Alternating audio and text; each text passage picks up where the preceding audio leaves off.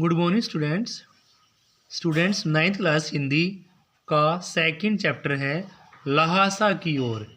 लहासा की ओर लिखा गया राहुल संकृत्यायन के द्वारा। नाइन्थ क्लास हिंदी में सेकंड चैप्टर लहासा की ओर और लहासा की ओर लिखा गया किसके द्वारा भाई? राहुल संकृत्यायन के द्वारा। इस लेसन के अंदर राहुल संकृत्यायन जी के द्वारा प्रथम तिब्बत यात्रा जो उनके द्वारा की गई थी उसका विवरण दिया गया है और यो एक यात्रा वृत्तांत है।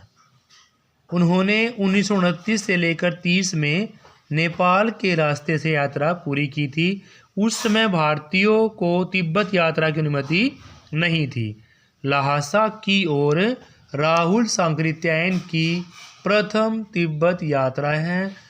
उन्होंने 1929 से 30 में नेपाल के रास्ते से यात्रा प्रारंभ की और उस समय भारतीयों को तिब्बत की यात्रा की अनुमति नहीं थी। स्टूडेंट्स ये एक प्रकार का यात्रा वृत्तांत है। इसमें राहुल संकृत्यायन जी ने यात्रा का वर्णन किया हुआ है। स्टूडेंट्स फर्स्ट क्वेश्चन है लहासा की ओर नामक पाठ के लेखक का नाम क्या है? तो लहासा की ओर नामक पाठ के लेखक का नाम राहुल संकृत्यायन जी है। क्या है? राहुल संकृत्यायन जी। लहासा की ओर पाठ हिंदी साहित्य की किस विधा के अंतर्गत आता है? तो लहासा की ओर राहुल संकृत्यायन जी द्वारा लिखा गया यात्रा वृत्तांत विधा के अंतर्गत आता है। लहासा किस देश में स्थित है? तो स्टूडेंट्स लहासा तिब्बत में स्थित है। लहासा किस देश में स्थित है? लहासा तिब्बत में स्थित है। राहुल संकृत्यायन कहाँ के रहने वाले थे? तो राहुल संकृत्यायन जी उत्तर प्रदेश के रहने वाले थे।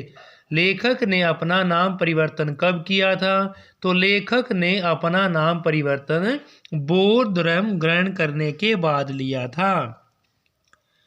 राहुल संकृत्यायन ने बौद्ध धर्म कब ग्रहण किया था? तो राहुल संकृत्यायन जी ने बौद्ध धर्म ग्रहण 1930 में किया। राहुल जी ने किस शास्त्र की रचना की? तो राहुल जी ने एक प्रकार के घुमक्कड़ी शास्त्र थे। स्टूडेंट्स वो क्या थे? घुमक्कड़ी शास्त्र। लहासा की ओर नामक पाठ के लेखक का नाम क्या था? वही बताया था मैंने आपको, राहुल संकृत्यायन जी था।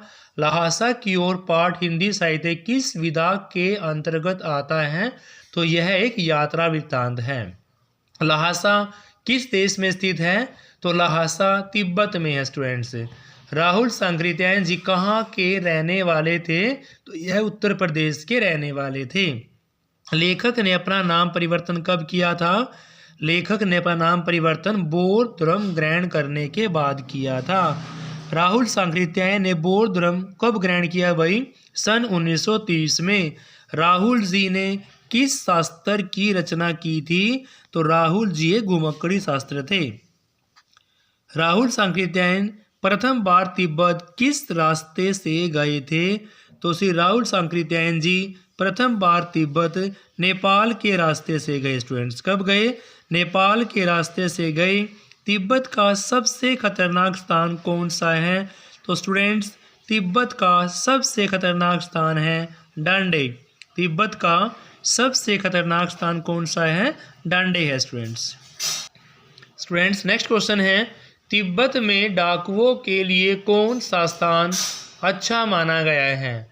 तो तिब्बत में डाकुओं के लिए डांडा जो जगह है वो अच्छी मानी गई है। कुची कुची का क्या अर्थ है? स्टूडेंट्स कुची कुची का अर्थ है दया दया। डांडे की समुद्र तल से कितनी ऊंचाई है? तो डांडे की समुद्र तल से ऊंचाई 17-18 हजार फीट। कितनी है? 17-18 हजार फीट है।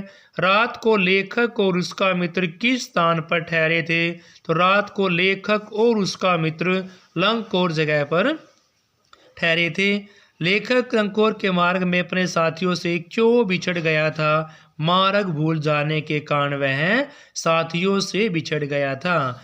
ठंडी का मैदान कैसा था? पहाड़ों से घिरा हुआ। स्टूडेंट्स तिब्बत में डाकुओं के लिए कौन सा स्थान अच्छा माना गया है? डांडे अच्छा माना गया है। कुची कुची का अर्थ होता दया दया।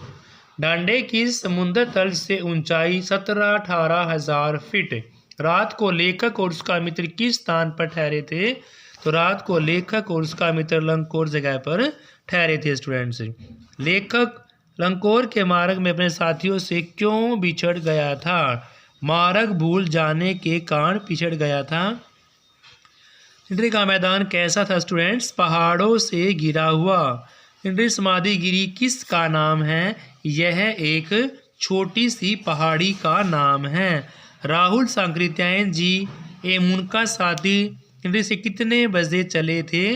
तो कम से कम 10 से 11 बजे 10-11 बजे चले थे। तिब्बत में जागीरों का बड़ा भाग किनके हाथों में था? तो तिब्बत में जागीरों का बड़ा भाग मठों के हाथों में था स्टूडेंट्स।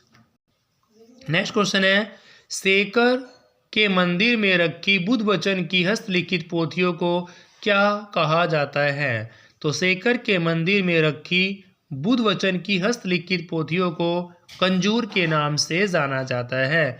एक कंजूर का वजन अनुमानतः कितना कितना बताया गया है? तो एक कंजूर का वजन 15-15 से बताया गया है। सुमति कौन था स्टूडेंट? सुमति एक मंगोल भिक्षु था। सुमति एक मंगोल भिक्षु था। मंगोल भिक्षु का नाम लोबजेट था। तो लोबजेट का सामान्य अर्थ क्या है? सुमति है।